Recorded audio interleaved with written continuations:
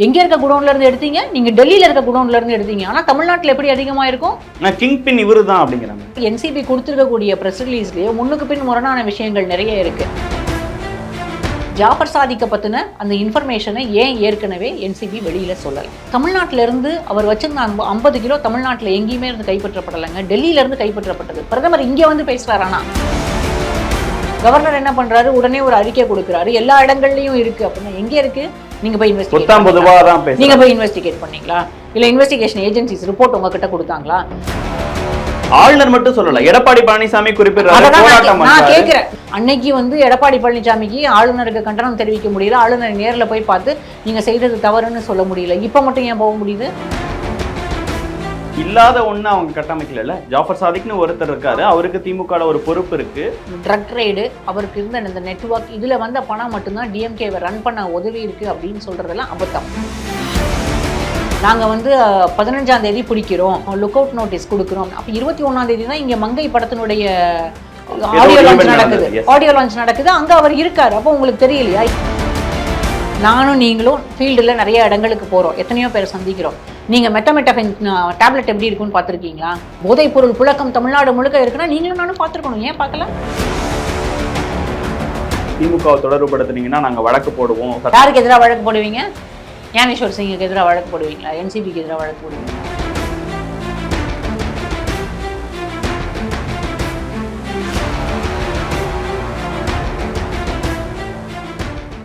வணக்கம், இது தி டிபேட். நான் தினேஷ். சிறப்பு நேர்காணலில் இன்று நம்மோடு இணைந்திருப்பவர் மூத்த பத்திரிகையாளர் லட்சுமி சுப்பிரமணியன் அவர். வணக்கம். கடந்த சில நாட்களாகவே தமிழ்நாட்டில் பேசுபொருளா மாறி இருக்கக்கூடிய விஷயங்கிறது போதைப் பொருள் தொடர்பான விஷயம். நேற்று கூட தமிழ்நாட்டின் எதிர்க்கட்சி தலைவர் எடப்பாடி பழனிசாமி ஆளுநரை சந்திச்சு தமிழ்நாட்டில் இருக்கக்கூடிய போதைப் பொருள் புழக்கத்தை கட்டுப்படுத்தணும், அந்த கலாச்சாரத்துக்கு முடிவு கொண்டு வரணும் அப்படிங்கிற விஷயங்களை பேசுறாரு. ஆளுநரும் அதற்கு பிறகு ஒரு அறிக்கையும் கொடுக்கிறாரு. பிரதமர் வரும்போதும் அந்த விஷயங்களை முன்னெடுக்கிறாரு. தமிழக அரசியலே கடந்த சில நாட்களா இதை முன்னிறுத்தி பல பேரும் பேசுறத பார்க்க முடியுது. இது என்ன அரசியலுக்காக பண்றாங்களா, இல்ல உண்மையாலுமே தமிழ்நாட்டில் அந்த மாதிரி நிலவரங்கள் இருக்கா? போதைப் பொருள் புழக்கம் வந்து இந்தியா முழுக்கவே, தமிழ்நாட்டில் மட்டும் இல்லை, இந்தியா முழுக்கவே பல இடங்களில் எல்லா நேரங்களிலுமே போதைப் பொருள் புழக்கம் இருந்திருக்கிறது. அதுவும் குறிப்பாக வந்து 2018 2021 வரைக்கும் பெரிய அளவில் போதைப்பொருள் கடத்தலை கட்டுப்படுத்தியதாக அமித்ஷா அவர்கள், ஹோம் மினிஸ்டராக இருக்கக்கூடிய அமித்ஷா அவர்கள் நிறைய இடங்களில் பேசியிருக்கிறார். இது கட்டுப்படுத்தி இருக்கிறாங்க அப்படின்னா 2021 வரைக்கும் தான் கட்டுப்பாடு இருந்தது. அதற்கு பிறகு என்ன செய்யுது? ஏன்னா சென்ட்ரல் ஏஜென்சிஸ் தான் இதை செய்யக்கூடியவங்க. கட்டுப்பாடு, ஆமாம், narcotics control bureau, directorate of revenue intelligence, இல்லை அதீதமாக போனால் என்ஐஏ. இவங்க 3 பேருமே 3 ஏஜென்சிக்கு கீழே தான் இந்த கண்காணிப்பு எல்லாமே கம்ப்ளீட், எல்லாமே உள்துறை அமைச்சகத்தின் கீழே தான் வரும். அப்போ எந்தெந்த இடங்கள்ல போதைப் பொருள் புழக்கம் இருக்கிறது, அது என்ன ரூட்ல வெளியில என்ன ரூட்ல முதல்ல உள்ள வருது, இந்தியாவுக்குள்ள வருது, எந்த ரூட்ல வெளியில போகுது. ஏன்னா இந்தியாவில் தயாரிக்கப்படக்கூடிய, அதாவது சில சப்ஸ்டன்சஸ் மட்டும்தான், அதாவது சப்ஸ்டன்ஸ்க்கான ரா மெட்டீரியல்ஸ் மட்டும்தான் இந்தியாவில் தயாரிக்கப்படுது. மீதி எல்லாமே வெளிநாடுகள்ல இருந்து வந்து திரும்பவும் வெளிநாடுகளுக்கு போயிடுது. இப்போ தமிழ்நாட்டை பொறுத்த வரைக்கும் இது வந்து பிரதமர் பேசின பிறகு இது ஒரு அரசியல். அதாவது அவர் வந்து இங்கே பொதுக்கூட்டத்துக்கு வராரு, அந்த தாமரை மாநாட்டுக்கு வராரு. தாமரை மாநாட்டில் அவருடைய உரையை முடிக்கும் போது கடைசியில் அவர் பேசக்கூடியது என்னன்னா, தமிழ்நாட்டில் வந்து போதைப் பொருள் புழக்கம் அதிகமாக இருக்கிறது, இதை வந்து நாங்கள் கட்டுப்படுத்துவோம் அப்படிங்கிற அந்த தொனியில் பேசுகிறார். அப்போ வந்து அரசியல், இதை வந்து நீங்கள் அரசியலுக்கு பயன்படுத்தலாம் அப்படிங்கிற ஒரு இதை வந்து எடுத்து கொடுத்துட்டு போறார். நடந்த அரஸ்டுக்கு பிறகாகவே இது பேசப்படுதா, இல்லை பிரைம் மினிஸ்டர் பேசுறதுக்கு முன்னாலேயே ஒரு சில இண்டிவிஜுவல்ஸ் மூலமாக இது வந்து இந்த தகவல்கள் கசிய விடப்படுகிறது. அதுக்கு முன்னாலே செய்தி வந்துருது. அதாவது டெல்லியில அவரை அரெஸ்ட் பண்ணிட்டாங்க. அவரை அரெஸ்ட் பண்ணதுல அவர் ஒரு குடோன்ல, அவெந்தா கம்பெனி அப்படின்ற ஒரு குடோன்ல இருந்து 50 கிலோ சூடோபெட்ரைன் பிடிக்கப்படுது. அதுல தொடர்புடையவர் வந்து ஜாஃபர் சாதிக். இந்த ஜாஃபர் சாதிக் வந்து திமுகவினுடைய அயலக அணியில ஒரு பொறுப்புல இருக்கக்கூடியவர் அப்படிங்கிற செய்தி வெளியாயிருது. இந்த செய்தி வெளியான பிறகுதான் இதை வந்து இண்டிவிஜுவல்ஸ் மூலமாக அந்த நரேட்டிவை வந்து செட் பண்ண தொடங்குறாங்க. இது முழுக்க ஒரு அரசியல். அதாவது திமுகவை வந்து பின் டவுன் பண்ணணும் அப்படிங்கிறதுக்காக எடுத்து வரப்பட்ட ஒரு அரசியல். ஏன்னா திமுகவை இப்போ இங்கே இருக்கக்கூடிய சூழலை, தமிழ்நாட்டில் இப்போ இருக்கக்கூடிய அரசியல் சூழல் நீங்கள் பார்த்தீங்கன்னா, எல்லா சர்வேஸும் என்ன சொல்லுது, 40 தொகுதிகள்லையும், அதாவது 39 தொகுதிகள் தமிழ்நாட்டிலையும், அந்த புதுச்சேரியில் இருக்கக்கூடிய ஒரு தொகுதியும் திமுக கூட்டணி வெற்றி பெறுவதற்கான வாய்ப்புகள் அதிகமாக இருக்கிறதா தான் எல்லா சர்வேவும் சொல்லுது. திமுக கூட்டணி வெற்றி பெறும் அப்படின்னா ஒன்று வந்து திமுக கூட்டணி உடையணும், இல்லை அதிமுக கூட்டணி ஸ்ட்ரென்தன் ஆகணும், இல்லை பிஜேபி கூட்டணி ஸ்ட்ரென்தன் ஆகணும். இது எதுவுமே நடக்கலை. இது மூணுமே நடக்கலை. இன்னொன்று வந்து டிஎம்கேவோட இமேஜை ஸ்பாயில் பண்ணணும். டிஎம்கேவோட இமேஜை ஸ்பாயில் பண்ணுறதும் ஒரு அரசியல் தான். அந்த இமேஜை எங்கே ஸ்பாயில் பண்ணணும்னு இதனுடைய தொடக்கம் எங்கே ஆரம்பிச்சது அப்படின்னா, சனாதன தர்மம் குறித்து உதயநிதி ஸ்டாலின் பேசின அந்த வீடியோஸ் எல்லாம் பெரிய அளவில் பரப்பப்பட்டது. அது வந்து இந்தியா கூட்டணிக்கு பெரிய பாதகத்தை உண்டு செஞ்சது அப்படின்னு சொல்லி பெரிய அளவில் பேசி அதற்கான வழக்குகள் எல்லாம் தொடரப்பட்டது. இப்போ கூட சுப்ரீம் கோர்ட்டில் அந்த வழக்குகள் வந்தபோது அபிஷேக் மனு சிங்வி அவருக்காக வாதாடுறாரு. எல்லா இடங்களில் இருக்கக்கூடிய பெட்டிஷன்ஸும் ஒன்று சேர்த்து சுப்ரீம் கோர்ட்டில் விசாரிக்கணும்னு கேட்கும்போது முடியாதுன்னு சொல்லிடுறாங்க சுப்ரீம் கோர்ட்டு. தனித்தனியாக அந்தந்த கோர்ட்டில் போய் கேசஸை ஃபேஸ் பண்ணிக்கிங்கன்னு தான் சொல்கிறாங்க. அப்போது இது வந்து இந்த விஷயத்தில் சனாதன தர்மம் தொடர்பாக உதயநிதி அவர்களையும் இல்லை மற்ற அமைச்சர்களையும் திமுகவையும் பின் டவுன் பண்ணணும்னு பார்க்குறாங்க. அது வந்து அதற்கான வாய்ப்புகள் இல்லாமல் போயிடுது. ஏன்னா அது வந்து தமிழ்நாட்டில் ஒரு பெரிய இஷ்யூவாகவே ஆகலை. வெளியில் தமிழ்நாட்டை தாண்டி மற்ற மாநிலங்களில் அது பெரிய இஷ்யூ ஆகியிருக்கலாம், அதை பற்றி பேசியிருக்கலாம் எல்லாரும். வெளியில் இருக்கக்கூடிய மீடியா அதை வந்து வேறு விதமாக கையாண்டிருக்கலாம். ஆனால் இங்கே அதுக்கு பெரிய இம்பேக்ட் இருக்கல. அப்போ எங்கே பின் டவுன் பண்ணுறது, டிஎம்கேவோட இமேஜை கீழே கொண்டு வரணும் அப்படின்னா பின் டவுன் பண்ணுறதுக்கு அடுத்த டூல் என்ன அப்படின்ற போது போதைப்பொருள். ஜாஃபர் சாதிக் வந்து ஒரு பொறுப்புல இருக்கக்கூடியவர் அப்படின்றதுனால இது வந்து ஒரு பெரிய இல்லாத ஒண்ணு அவங்க கட்டமைக்கல. ஜாஃபர் சாதிக்னு ஒருத்தர் இருக்காரு, அவருக்கு திமுக ஒரு பொறுப்பு இருக்கு. நிர்வாக ரீதியில ஒரு சின்ன பொறுப்பா இருந்தாலுமே கூட சென்னையில மேற்கு மாவட்டத்துல துணை அமைப்பாளரா இருக்காரா இலகன் இல்லை. இந்த விஷயத்துல திமுக பெரிய தவறை செய்திருக்கிறதுன்னு நான் சொல்றேன். ஏன்னா ஒருத்தரை வந்து நீங்க கட்சியில சேர்த்துறீங்க. நீங்க கட்சியில யார் வேணாலும் காடரா இருக்கலாம். இப்போ பிஜேபியில நீங்க பாத்தீங்கன்னா கூட பாரதிய ஜனதா கட்சியில அந்த வெட்டு ரவி அந்த மாதிரி ஏதோ பேர்கள்ல இருக்கக்கூடிய உங்களை ஏகப்பட்ட கேசஸ் இருந்தது. ரவுடின்னு சொல்லப்பட்டவங்களை எல்லாமே எல்லா இடங்களையும் சேர்த்திருக்காங்க. அது இல்லை, அதை பத்தி பேசுறதுக்கான நேரம் இல்லை இது. ஆனா திமுகவில் இவங்க செஞ்ச தப்பு என்னன்னா, நீங்க யாரை வேணா கட்சியில உறுப்பினரா நீங்க சேர்த்துக்கலாம். ஆனா நீங்க பொறுப்பு கொடுக்கறதுக்கு முன்னால அவருடைய பேக்ரவுண்ட் என்னன்றதை செக் பண்ணணும்.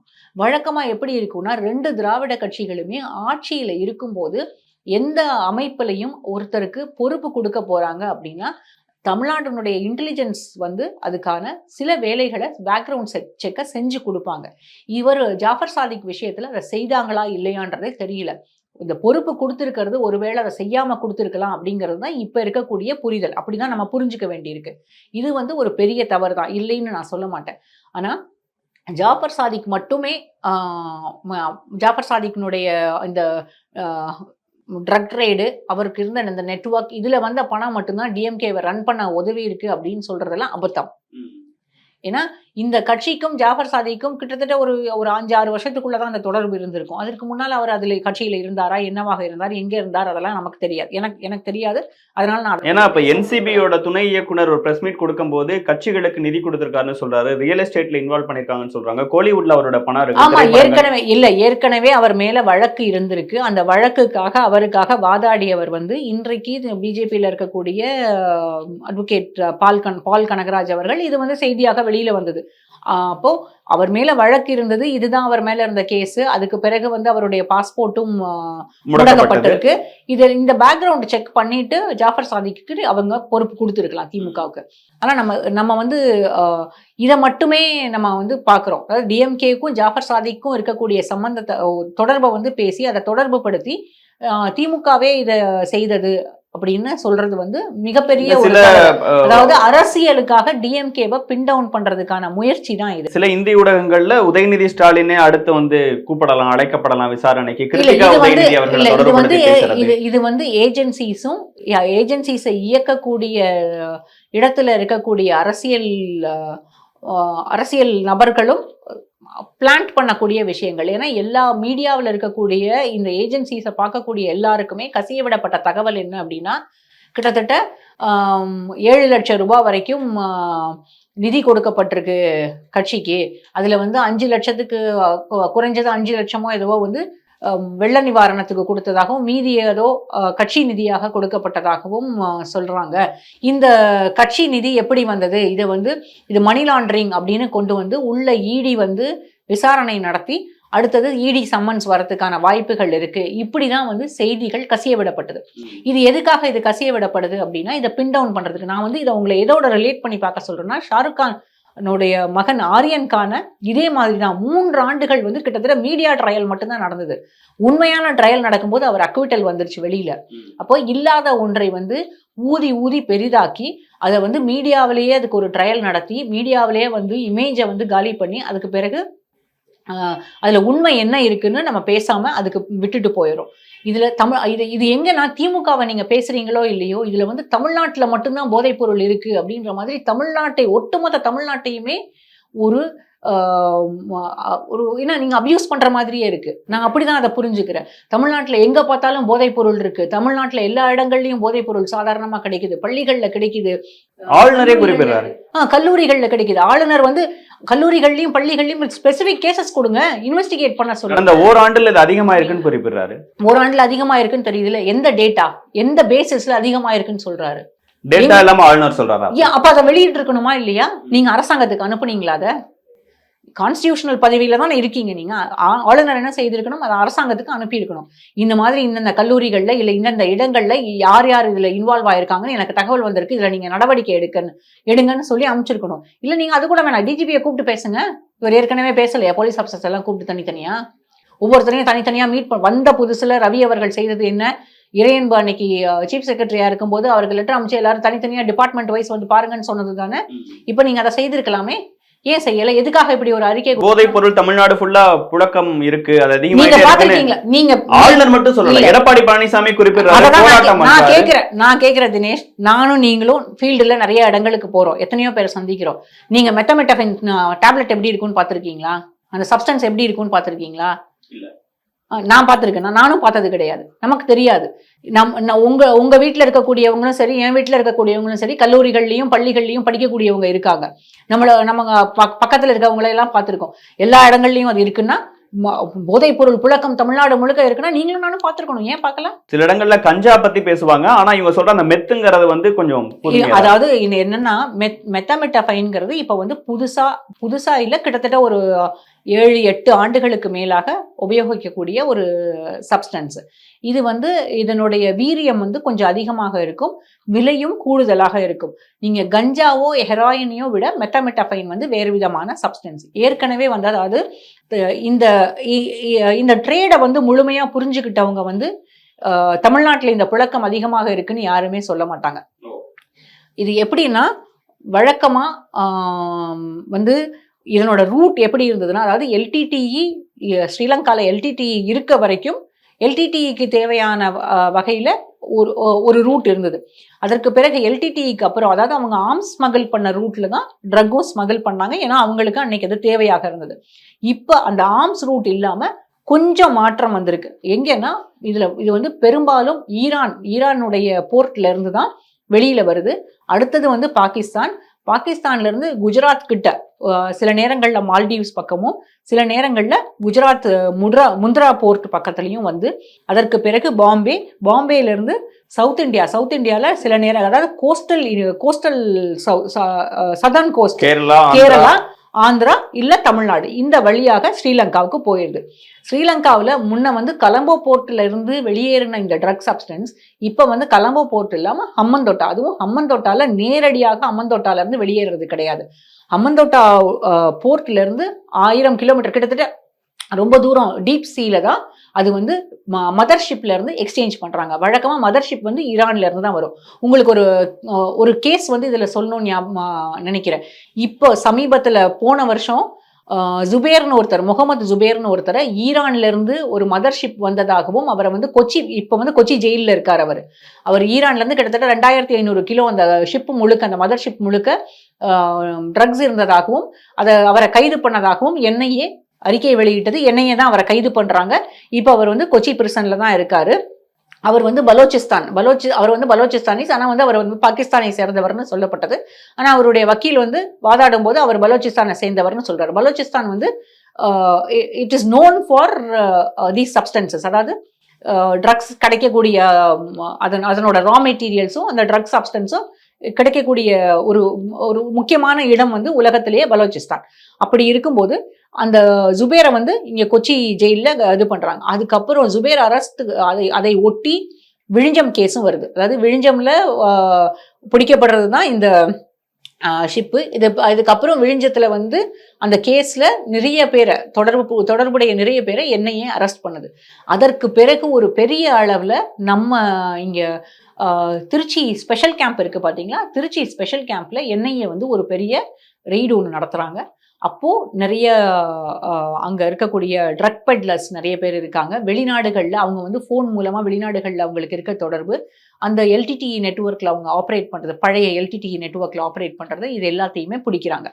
இப்ப இது இது ஒரு பகுதியா. இன்னொரு பக்கம் வந்து அம்மந்தோட்டா போர்ட்ல இல்லாம உள்ள டீப் சீல இருந்து அந்த மதர்ஷிப்ல இருந்து சின்ன சின்ன போட்ஸ்ல வழக்கமா இந்த ட்ரக்கை வந்து எடுத்துட்டு போவாங்க. எங்க எடுத்துட்டு போவாங்க அப்படின்னா ஆஸ்திரேலியா, நியூசிலாந்து, மலேசியா, இன்னும் கொஞ்சம் தாய்லாந்து. அதாவது பெரும்பாலும் செக்ஸ் டூரிசமும் பெரிய அளவில் இருக்கக்கூடிய கண்ட்ரீஸ்ல இந்த சப்ஸ்டன்சஸ் வந்து தேவைப்படும். அங்கதான் இது வந்து விருப்பம். அதுக்கான மார்க்கெட்டே இந்த மாதிரியான இடங்கள் தான். அப்போ இங்க இருந்து சவுத் ஆப்பிரிக்காவுக்கும் போகுது. அப்போ ஹமந்தோட்டா ஒட்டி இருக்கக்கூடிய பகுதி தான் இதுக்கு. அங்கிருந்து தான் உலகம் முழுக்க இந்த சவுத் ஏஷியன் கண்ட்ரீஸ்க்கு எல்லாத்துக்குமே போகுது. இந்த நெட்வொர்க் வந்து யாருக்குமே தெரியாம இருக்காது. ஏற்கனவே இதுக்கான இந்த நெட்வொர்க்குக்கும் இந்த நெட்வொர்க் செயல்படக்கூடிய இதுவும் வந்து எல்லா ஏஜென்சிஸ்க்கும் தெரியும். அதுக்கு பேரே வந்து கோல்டன் கிரசன்ட், கோல்டன் ட்ரையாங்கிள், இப்படிதான் அதுக்கு பேரு. அப்போ இது இன்னைக்கு இல்ல, காலாகாலமாக இப்படிதான் நடந்துகிட்டு இருக்கு. அப்போ வந்து எந்தெந்த வழிகள்ல யாரு போறாங்க அப்படின்றது இவங்களுக்கு தெரியும். வழக்கமா என்ன பண்ணுவாங்கன்னா, என்சிபி வந்து ஒரு ட்ரக் பெட்லரை ஒரு தடவை அரெஸ்ட் பண்ணிடுறாங்க, இல்ல அவர் பத்தி ஒரு டிப் ஆஃப் கிடைக்குது அப்படின்னா தொடர்ந்து கண்காணிப்பாங்க. எல்லா ஏர்போர்ட்ஸும் அலர்ட்ல இருக்கும். அவருடைய பாஸ்போர்ட்ஸ் வந்து எங்கெங்கெல்லாம் இமிகிரேஷன் கிராஸ் பண்ணுதோ அதை எல்லாத்தையுமே செக் பண்ணுவாங்க, இன்ஃபார்ம் பண்ணி வச்சிருந்திருப்பாங்க. அப்போ ஜாஃபர் சாதிக்க பத்தின அந்த இன்ஃபர்மேஷனை ஏன் ஏற்கனவே என்சிபி வெளியில சொல்லல? இது ஒண்ணு. அந்த கேஸ் நடந்துட்டு இருக்கும்போதே 2 பேர் அரெஸ்ட் ஆயிட்டு இருக்கும்போதே அவர் வேறொரு படத்தோட ஆமா ஏன் வந்து என்சிபி ஏன் வெளியில சொல்லல? அவரை வந்து என்சிபி கண்காணிப்புல வச்சிருந்தாங்களா இல்லையான்றதும் ஒரு கேள்வி. இன்னொன்னு வந்து இந்த சூடோஃபெட்ரைன் அவர் அந்த குடோன்ல வந்து கைப்பற்றப்பட்டது. அதாவது எந்த 2000 கோடிலாம் பேசுறாங்க. இல்ல, நான் ஒண்ணு மட்டும் சொல்றேன். தமிழ்நாட்டில இருந்து அவர் வச்சிருந்த 50 கிலோ தமிழ்நாட்டுல எங்கேயுமே இருந்து கைப்பற்றப்படலைங்க, டெல்லியில இருந்து கைப்பற்றப்பட்டது. பிரதமர் இங்க வந்து பேசுறாரு, ஆனா தமிழ்நாட்டுல தான் போதைப் பொருள் புழக்கம் அதிகமா இருக்குன்னு. எங்க இருக்க குடோன்ல இருந்து எடுத்தீங்க? நீங்க டெல்லியில இருக்க குடோன்ல இருந்து எடுத்தீங்க. ஆனா தமிழ்நாட்டுல எப்படி அதிகமா இருக்கும்? கிங்பின் இவரு தான் அப்படிங்கிறாங்க. கிங்பின் இவர், அதாவது டிஇஏ கொடுத்த டிப் ஆஃப். அதாவது வழக்கமா டிஇஏ வந்து டிப் ஆஃப்ஸ் கொடுப்பாங்க எல்லா ஏஜென்சிஸ்க்கும், உலகம் முழுக்க இருக்கக்கூடிய எல்லா ஏஜென்சிஸ்க்கும் டிப் ஆஃப்ஸ் கொடுப்பாங்க. அந்த டிப் ஆஃப்ஸ் மூலமாக சில நேரங்கள்ல ஏஜென்சிஸ் தேவைப்படும் போது இன்டர்செப்ட் பண்ணி இந்த மாதிரி பெரிய கார்டல்ஸை வந்து பிடிப்பாங்க. ஆனா இப்ப வந்து டிஇஏ டிப் ஆஃப்ல தான் இவரை பிடிச்சதா தான் முதல்ல செய்தி வெளியானது. சரி, நீங்க டிஇஏ டிப் ஆஃப்ல தான் பிடிக்கிறீங்க. 50 கிலோ சூடோஃபெட்ரைன் வந்து ஒரு கண்ட்ரோல்டு சப்ஸ்டன்ஸ். சூடோஃபெட்ரைன் ஏன் கண்ட்ரோல்டு சப்ஸ்டன்ஸ்னா, அது வந்து நார்காட்டிக் என்எஸ்டிபி ஆக்ட் படியே, அது என்டிபிஎஸ் ஆக்ட் படியே 1985 நினைக்கிறேன், அந்த ஆக்ட் படியே சூடோஃபெட்ரைன் வந்து கண்ட்ரோல்டு சப்ஸ்டன்ஸ். அது எதுக்காகனா சில ட்ரக்ஸ், அதாவது மெடிசனல் ட்ரக்ஸுக்காகவும் யூஸ் பண்ணப்படுற கட்டுப்படுத்தப்பட அளவுல யூஸ் பண்ணக்கூடிய சப்ஸ்டன்ஸ். அது எதுக்குன்னா காஃப் சிரப்ஸ்க்கும் கோல்ட் அண்ட் காஃப்கான மெடிசின்ஸ்க்கும் யூஸ் பண்ணக்கூடிய ஒரு சப்ஸ்டன்ஸ். இது வந்து நிறைய இடங்கள்ல மேனுஃபேக்சர் பண்றாங்க இந்தியாவில். அந்த சூடோஃபெட்ரைனை மேனுஃபேக்சர் ப்ரொடியூஸ் பண்ணக்கூடிய கம்பெனிஸ் எல்லாரையுமே வந்து என்சிபியும் சரி மற்ற எல்லா ஏஜென்சிஸும் சரி கண்காணிப்புல வச்சிருப்பாங்க. அவங்க என்ன பண்ணணும் அப்படின்னா, பீரியாடிக்கலா இந்த ஏஜென்சிஸ்க்கு அவங்க ரிப்போர்ட்ஸ் அனுப்பணும். எவ்வளோ சூடோஃபெட்ரைன் அவங்க வந்து ப்ரொடியூஸ் பண்ணியிருக்காங்க, இல்லை ப்ரொக்யூர் பண்ணியிருக்காங்க, அதில் அவர் எவ்வளோ உபயோகப்படுத்தப்பட்டிருக்கு, எவ்வளவு மெடிசின்ஸ் வந்து வெளியில் அவங்க வந்து விற்றுருக்காங்க, இப்படின்றத அவங்க வழக்கமாக வந்து அந்த பீரியாடிக்கலாக ரிப்போர்ட்ஸ் அனுப்ப வேண்டியிருக்கும். அப்போது சூடோஃபெட்ரைன் வந்து இதையும் நீங்கள் இதையும் ஏஜென்சிஸ் அப்போ கண்காணிச்சுக்கிட்டு தான் இருக்காங்க. இப்போ இவங்க கொடுத்துருக்கிறது என்னன்னா, அவெந்தா கம்பெனி அப்படின்ற கம்பெனியோட குடோன்ல இருந்து நாங்கள் எடுத்தோம் அப்படின்றாங்க. அப்போ அவெந்தா கம்பெனி யாருடையது, எதற்காக செயல்படக்கூடிய கம்பெனி, இத மாதிரியான செய்திகள் எல்லாம் ஏன் வெளியாகலை, ஏன் இது வரைக்கும் அது வந்து சொல்லப்படலை? இன்னொன்று வந்து ஜாஃபர் சாதிக்கும் இந்த அவெந்தா கம்பெனிக்குமான ரிலேஷன்ஷிப் என்ன, இதை வந்து என்சிபி இன்வெஸ்டிகேட் பண்ணாங்களா இல்லையா? ஏன்னா வழக்கமாக ஒரு அதாவது வழக்கமாக என்சிபியுடைய டைரக்டர் எந்த ஒரு கேஸ்லையும் இது மாதிரி நேரடியாக வந்து உட்கார்ந்து இவ்வளவு விஷயங்களை பேசி பொலிட்டிக்கல் பார்ட்டிஸ்க்கு தொடர்பு இருக்கு, ஃபிலிம் ஃப்ரெட்டர்னிட்டிக்கு தொடர்பு இருக்குன்னு சொல்ல மாட்டாங்க. நடந்ததே இல்லையா? இல்ல. ஏன்னா ஃபிலிம் ஃப்ரெட்டர்னிட்டிக்கு வந்து எல்லா ஃபிலிம், நீங்க பாலிவுட் ஆகட்டும், ஹாலிவுட் ஆகட்டும், இல்ல கோலிவுட் ஆகட்டும், எல்லா இடங்கள்லையுமே வந்து ஃபிலிம் ஸ்டார்ஸ், அதாவது இந்த செலிபிரிட்டிஸ் அதிகமா இருக்கக்கூடிய இடங்கள்ல வந்து இந்த போதைப் பொருள் புழக்கம் இருக்கும். அது வந்து அது ஒரு கட்டுப்பாட்டுக்குள்ளாக இருக்கும். அவங்க எல்லாருக்குமே தெரியும் இது எங்க இருந்து கிடைக்கும். இல்லீகலி ஃபுல்லா அங்க நடந்துட்டு இருக்கும். எப்போதுமே இருக்கும் எல்லா இடங்கள்லயுமே. இதை வந்து நான் அதாவது இது தப்பு தான். இதை வந்து நியாயப்படுத்த விரும்பல. ஆனா பிலிம் ஃப்ரெட்டர்னிட்டிக்கு இது வந்து கொடுக்கப்பட்டிருக்கு அப்படின்னா உங்களுக்கு ஏன் இது முதல்லயே தெரியாதா? இல்ல, பிலிம் ஃப்ரெட்டர்னிட்டிக்கு இது கொடுக்கப்பட்டதுங்கிறத தாண்டி அவரோட பணம் இருக்கு, ப்ரொடியூஸ் பண்ணிருக்காரு படத்தை, 4 படத்தை ஒரே டைம்ல எடுக்கிறாரு. ஆமா, அப்போ அதாவது என்சிபி கொடுத்திருக்கக்கூடிய பிரஸ் ரிலீஸ்லயே முன்னுக்கு பின் முரணான விஷயங்கள் நிறைய இருக்கு. நாங்க வந்து 15ஆம் தேதி பிடிக்கிறோம், அதற்கு பிறகு வந்து ஜாஃபர் சாதிக்க நாங்க தேட ஆரம்பிக்கிறோம், லுக் அவுட் நோட்டீஸ் கொடுக்கிறோம். அப்ப 21ஆம் தேதி தான் இங்க மங்கை படத்தினுடைய ஆடியோ லான்ச் நடக்குது. அங்க அவர் இருக்காரு. அப்போ உங்களுக்கு தெரியலையா? இங்க என்சிபியினுடைய அடிஷனல் டைரக்டர் இங்கேயும் இருக்காரு. நீங்க ஏன் அப்ப அவரை இன்டர்செப்ட் பண்ணவே முடியலையா? அங்க அவர் வந்து போனது தெரியும். மங்கை படம் முழுக்க இந்த பணத்துல, போதைப் பொருள் கடத்தல் பணத்துல எடுத்ததுன்னு குறிப்பிடுறாரு.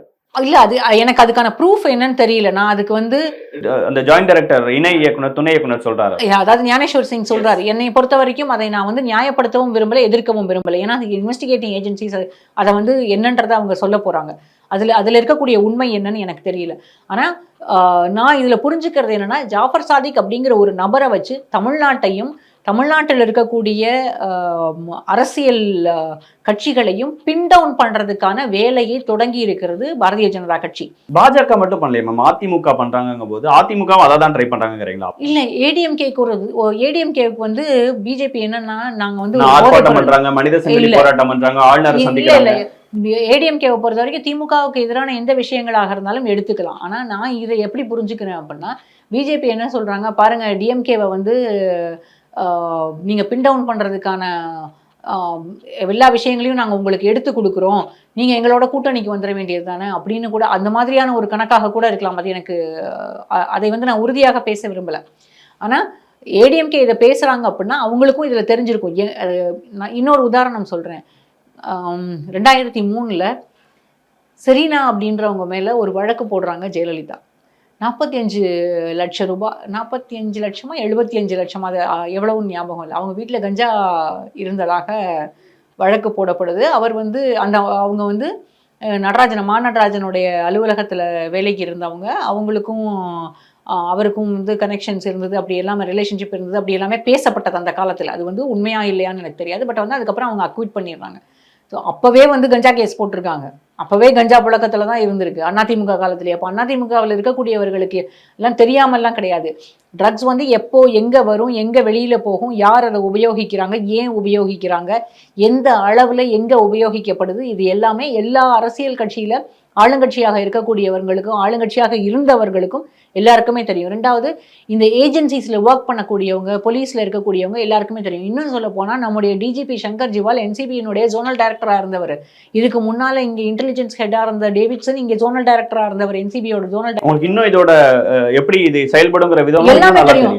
அதாவது இது எப்படி செயல்படும்னு தெரியும், என்சிபி எப்படி செயல்படுவாங்கன்னு தெரியும். இப்போ ஏன் வந்து என்சிபி இதை கையில் எடுத்திருக்கிறதுங்கிறத அவங்களால புரிஞ்சுக்க முடியும். அப்போ இதில் இருக்கக்கூடிய அரசியலை அவங்களுக்கு நல்லாவே தெரியும். அப்போ ஏன் வந்து யாருமே வந்து இன்றைக்கு இருக்கக்கூடிய ஆளுங்கட்சிக்கோ இல்லை ஆளுங்கட்சியில் இருக்கக்கூடியவர்களுக்கோ ஏன் வந்து அட்வைஸ் பண்ணுறது இல்லையா, இல்லை ஆளுங்கட்சியில் இருக்கக்கூடியவங்க இதை கேட்டுக்கிறது இல்லையான்னு எனக்கு தெரியல.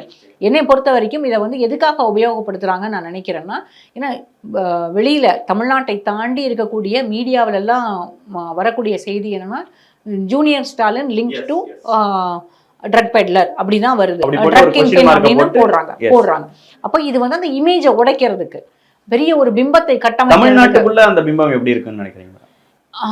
இது வந்து அந்த நரேட்டிவை இப்போ இங்கேயும் செட் பண்றாங்க. அதுக்கு தான் ஆளுநரும் எடப்பாடி பழனிசாமியும் நேற்றைக்கு ஒரு பட போஸ்டர் ரிலீஸ் பண்றதுக்காக கிரிட்டிக்கலா பேசுறது. நான் என்ன கேட்கிறேன், இத்தனை நாள் அன்னைக்கு வந்து ஆளுநர் வெளிநடப்பு செஞ்சுட்டு போனாரு படிக்காம.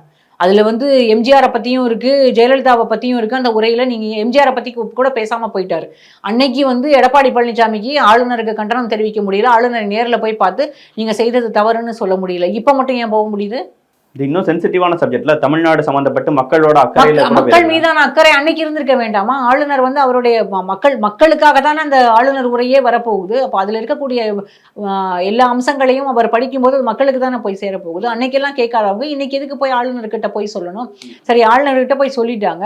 கவர்னர் என்ன பண்றாரு? உடனே ஒரு அறிக்கை கொடுக்குறாரு. எல்லா இடங்கள்லயும் இருக்கு அப்படின்னா எங்க இருக்கு?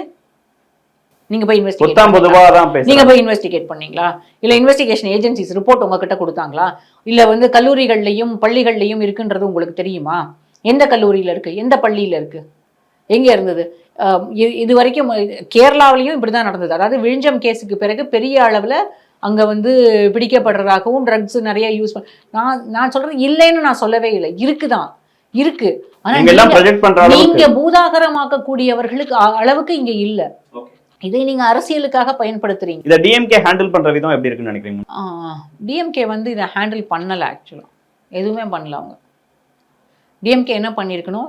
நேற்று ரகுபதி அவர்கள் ஒரு பிரஸ் சந்திச்சு இதுல என்னென்னலாம் விஷயங்களை தெளிவுபடுத்துறாரு. வில்சன் அவர்கள் இதுல திமுக தொடர்புபடுத்தினீங்கன்னா நாங்க வழக்கு போடுவோம், சட்ட ரீதியா எதிர்கொள்வோம். யாருக்கு எதிராக வழக்கு போடுவீங்க? ஞானேஸ்வர் சிங்குக்கு எதிராக வழக்கு போடுவீங்களா? என்சிபிக்கு எதிராக வழக்கு போடுவீங்களா? வழக்கமா திமுகவினுடைய அரசியல் எப்படி இருக்கும் அப்படின்னா, ஒரு நரேட்டிவ் அவங்க செட் பண்ணுவாங்க. செட் பண்ணதுக்கு பிறகு மற்ற எல்லா கட்சிகளும் அதை ஃபாலோ பண்ணி டிஃபென்சிவ் மோட்ல இருப்பாங்க. இப்போ வந்து திமுக வந்து எல்லாத்தையும் வாங்கிக்கிட்டு பதில் சொல்ல வேண்டிய இடத்துல வந்து அவங்கள புஷ் பண்ணி அவங்களே உட்கார வச்சுக்கிட்டாங்க. இது திமுகவினுடைய அரசியலே கிடையாது. அவங்க வந்து எனக்கு தெரிஞ்சு இதில் அவங்க எந்த நடவடிக்கையுமே எடுக்கலை. அதாவது ஒரு நடிகையை பற்றி பேச்சு வருகிறது, அடுத்தது ஒரு சினிமா இயக்குனரை பற்றிய பேச்சு வருகிறது, அடுத்தது கட்சியில் இருக்கக்கூடிய அவங்களுடைய அயலக அணியில் இருக்கக்கூடிய ஒருத்தரே வந்து வெளிநாடுகளுக்கு போனார், அவரே கொண்டு போனார்னுலாம் பேச்சு வருகிறது. எந்த இடத்துலையுமே யாரெல்லாம் இதை பேசுனாங்களோ அவங்க மேலே எந்த வழக்குமே போடப்படலையே. ஏன் வழக்கு போடலை?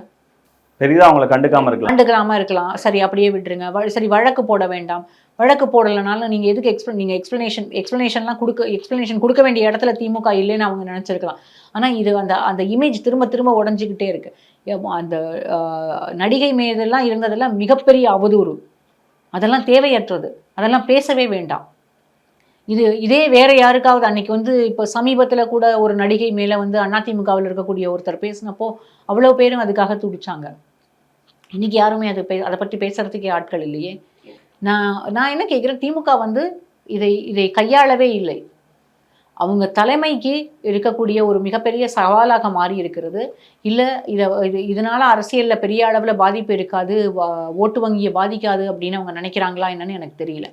ஆனால் இது உங்களுக்கு ஓட்டு வங்கியை பாதிக்குதோ இல்லையோ, மிகப்பெரிய அளவில் தமிழ்நாட்டை தாண்டி திமுக மீது இருக்கக்கூடிய பிம்பம், இந்தியா கூட்டணியின் மீது இருக்கக்கூடிய பிம்பம், இதை வந்து அரசியலுக்காக பயன்படுத்துகிறார்கள். இது அரசியலுக்கு அவங்களுக்கு எதிரான இந்தியா கூட்டணிக்கு எதிராக இதை எவ்வளவு தூரம் பயன்படுத்த முடியுமோ அது அவ்வளவு தூரம் எடுத்துக்கிட்டு போகிறாங்க. ஆனால் டிஎம்கே இதை வந்து இன்னும் ஹேண்டில் பண்ணணும் அப்படின்னு நான் நினைக்கிறேன். என்ன செய்ய போகிறாங்கன்னு பொறுத்து வந்து பார்ப்போம். இவ்வளோ நேரம் உங்கள் நேரத்தையும் கருத்துக்களையும் பகிர்ந்து கொண்டமைக்கு மிக்க நன்றி.